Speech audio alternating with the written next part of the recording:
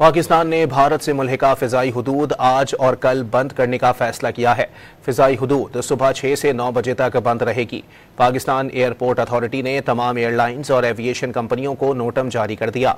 Pakistan airport authority के notum के मुताबिक लाहौर और कराची फ्लाइट इंफॉर्मेशन रीजन के भारत से मिलने वाले मुख्तलिफ फ़िज़ाई रूट्स के दरमियान फ़िज़ाई हुदूद बंद रहेंगी। कमर्शियल परवाज़ों को एहतियात की हिदायत कर दी गई। 2 रोज़ के दौरान 3 घंटे फ़िज़ाई हुदूद बंद रहेगी। पाकिस्तान ने भारत से मुल्हिका फ़िज़ाई हुदूद आज और कल बंद करने का फैसला किया है। फ़िज़ाई हुदूद सुबह 6 से 9 बजे तक बंद रहेगी। पाकिस्तान एयरपोर्ट अथॉरिटी ने तमाम एयरलाइंस और एविएशन कंपनियों को नोटम जारी कर दिया।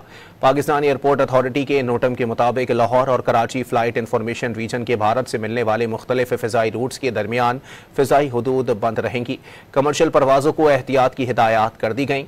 2 रोज़ के दौरान 3 घंटे फ़िज़ाई हुदूद बंद रहेगी।